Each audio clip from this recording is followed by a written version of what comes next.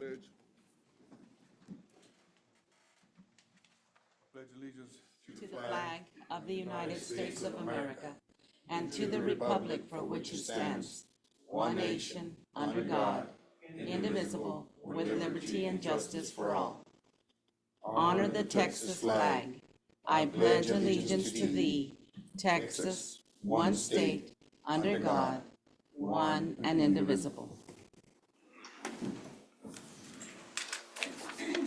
Jim Wells County Commissioners Court for today, August 15th, 2024, 11 a.m. is now in session. Agenda item number 3, public testimony. Do we have any public testimony? I guess not. You want me to speak? It's up to you. Sure. You want to give them a thing? I didn't want to extend the meeting anymore than we had to because I know you guys are busy, but this is in regards to the testing positive of the mosquitoes. Please state your name for the court. My name is Amadeo Gonzalez. I'm with the Jim Wells County Safety Department and Inspection and Vector Control. And it's been some exciting 2 weeks here, but nonetheless, don't worry, everything's under control. It's as what's his name said about President Reagan, but nonetheless, I won't quote you on that. But yes, we have, there have been there's two areas of positive testing, one here in RA and another one in Orange Grove.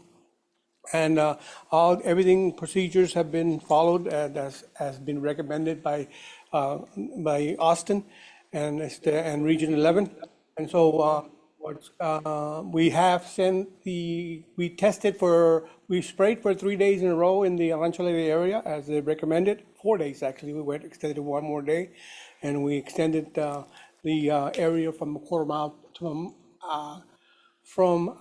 to a half mile radius around the infected area. So right now the test is in progress, and hopefully we have to help hopefully find out between sometime today or first thing in the morning as to we need to continue doing that spraying. For now, we have stopped that spraying, but we started spraying in Orange Grove. That one is in the city of Orange Grove. They have the facility, they have the equipment to spray.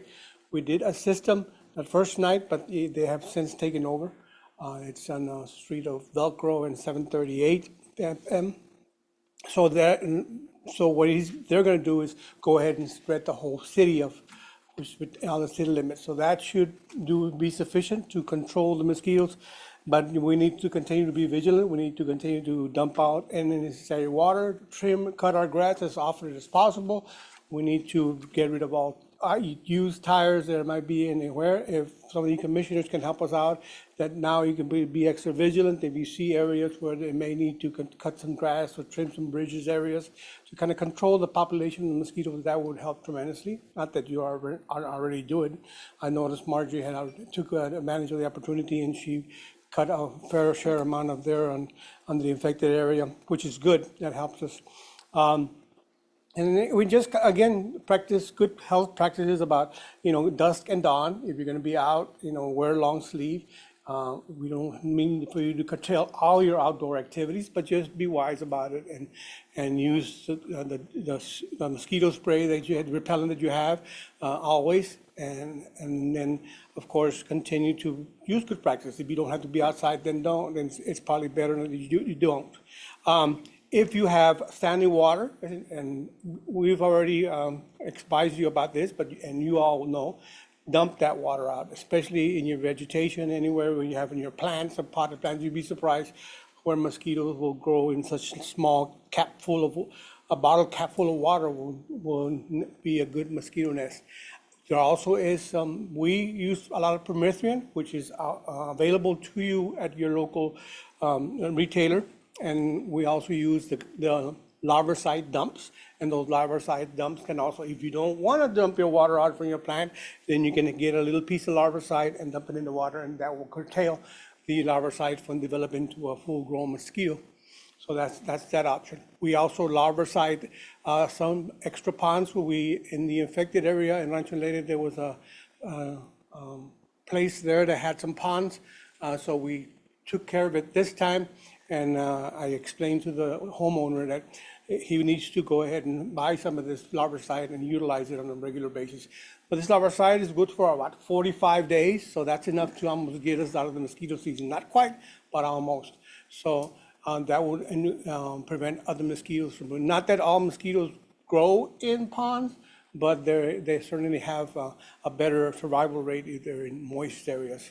So just be vigilant. Earlier she walked out and she stated there was a cup outside and it was full of mosquitoes, and she dumped it out. So good, that's the one way that we can. And you'd be surprised what this thing, Margie picking up all those numerous tires had helped us a bunch also, because a lot of the mosquitoes will grow in those tires, and now the tires are already melted down in Austin, and they won't bother anybody anymore, and they won't be a haven for the mosquitoes. So those are all ways to be proactive, and anything we do to diminish that population. And you can see also, Jim Wells County is a large area to cover, but we will go on, if somebody calls us and says we have a nuisance of mosquitoes, and there's quite a number of them, then we'll attack those, moving forward. And if it becomes, and we already know the majority of those areas, and we do spray as soon as it begins, when we get additional rainfall, which is, the uptick comes back up. Other than that, I'm good. Thank you very much. I will, one real quick announcement. I sent you, the commissioners, an email about TechStep. This is at the University of Arlington. They will be here next Thursday for anybody who wants to work on their CDLs. And we are low on CDL drivers in this county. So I would highly recommend that you send us anywhere from 4 to 6 of your personnel that would like. And when they take this test, it's going to be not a test, but it's a review on how to take the test. And then they'll give you a practice test then. And then they'll give you credit hours so that you can go and test at a testing center. And of course, do the driving part. So it's going to be legit. So it gives them an opportunity to get their CDL. And a win-win for us, because we desperately need CDL drivers in our county. Thank you for your time. That's a one-day. It's not discussion. It'll be a one-day session all day on Thursday, this coming Thursday. Thank you so much. Thank you, Mr. Medeg Gonzalez. Thank you, Mr. Appreciate you Gonzalez. guys very much. Thank you. Yes, sir. Good work. Anybody else like to address the court at this time? If not, we'll go to agenda item number 4, discuss, consider, and take action to award bid for the Jim Wells County Swine Barn concrete pad and drainage improvements that were reviewed and recommended by the evaluation committee. Before I go into that, I want to thank the evaluation committee. Lately, they've been pretty busy evaluating different bids that we've gotten. They've taken their time from their daily schedules to meet and to go over these bids and make a recommendation for the Commissioners Court. Really appreciate you guys. Thank you all. The recommendation for the bid for the swine barn concrete pad and drainage improvements is Prime Maintenance and Construction Incorporated with a total of 400 points. I don't know if anybody wants to. You want to read the bids out again? Just so you can, he was a lawyer's bid? Yeah, so I do have a paper here that has, it's not in form, it's just a, I have one, Judge. you have one right there? You let me pass it up? Sure. For the record, first of all, I want to say good morning, Judge and Commissioners. And for the record, I'm George Lázaro. I'm your project engineer for the swine barn. And what I have is actual record of your bids that were open in bid tabulations. And this is what the form that will be turned over to all bidders, knowing them the way it was done. And after you all take action, officially we'll notify them of the low bidder. But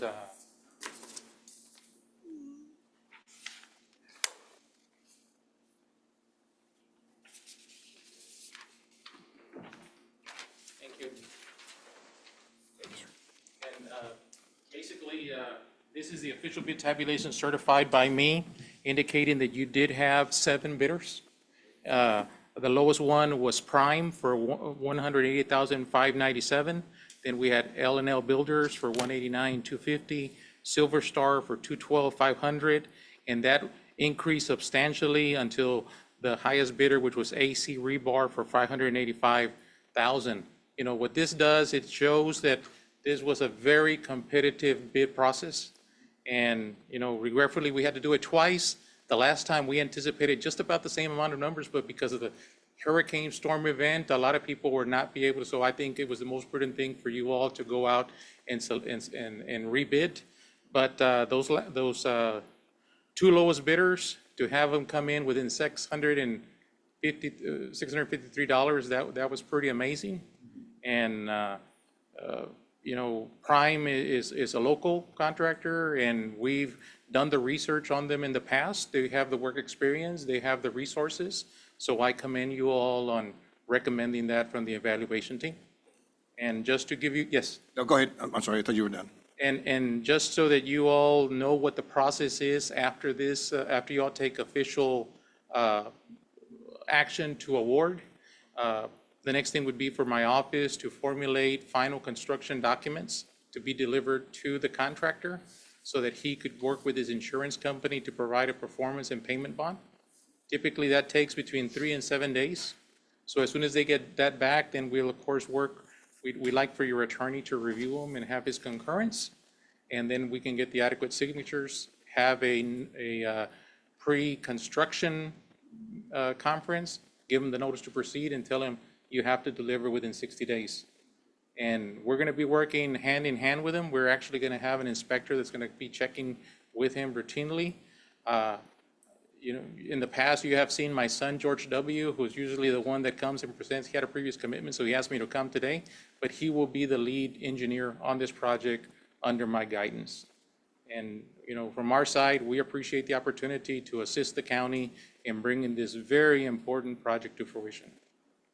That's what I have. We appreciate you guys. I know this is the first time y'all done business with us, and we're learning you guys as well as y'all are learning us, and very impressed. Well, thank you very much. Appreciate Mr. you. Lázaro, I'd like to add some words after the judge here. Thank you very much for your services, sir. It was excellent. Appreciate it very much. I just had one thing to say, Yes, sir. and this is for whatever it's worth. Yes, sir. We went out and put bids. We had one bid that came in. It was $198,000, right? Yes. Okay. That bid was negotiable. The judge had allocated $185,000. That bid was negotiable. We could have negotiated this contract with this gentleman, and he was willing to do it so. And instead, we awarded the bid for $188,000. If we could have negotiated that contract and matched it at $185,000, we would have budgeted exactly what the judge had allocated.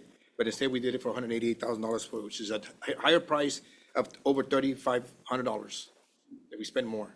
And we lost 4 weeks. So for whatever it's worth, we went the long route.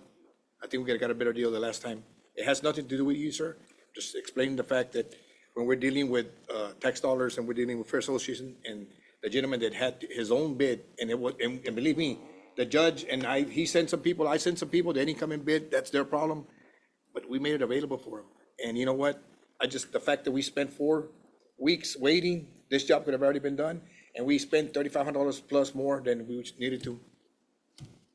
For whatever it's worth, information's there. Thank you all very much. Thank you very much. Thank you for your comments. For what it's worth, the bid was modified. The specs were modified to go from 120 to 60 days. Yeah. Because knowing that the fair is in October, there were some modifications to the bid. Yes. So There would have been more of a time crunch. Yeah. And just for everybody to know, there was 18 companies that requested information. And that is correct, Judge. There was a lot of interest even the last time. And Commissioner, just, I do a lot of federal and state work. I'm actually part of the advisory committee at the national level with USDA. And all the trainings that I go to, when it comes to procurement, the advisement is that if you have one bid, in order to ensure that it is the best bid, they always recommend that the project be rebid. And that's the recommendation I gave this court based on my training. But, I do appreciate your comments. And I'm not going to sit here and debate it with you, sir, but in our policy, it states, our procurement policy states that we can Negotiate, yeah. negotiate the contract. And that's the way, that's the way it's set up And here. with a limited time, I figured that you know, but it is what it is. Yes, sir. Thank Yes, you sir. very much. Thank you. Thank you. Appreciate it. Thank you, thank you. That being said, can I entertain a motion? I make a motion to accept Second. the bid. Fine. I have a motion, have a second. Is there any further discussion needed? All in favor say aye. Aye. Aye. All opposed, same sign. And I will go with the yes from my commissioners, our commissioners. That being said, anybody else want to address the court before we adjourn? Yeah. We're good, right? We're approved, right? Voted, everybody voted 4-0, okay? Make a motion to adjourn. I have a motion to adjourn. Second, any further discussion needed? All in favor say aye. Aye. All opposed, same sign. Motion carries. Thank you, guys. Appreciate everybody.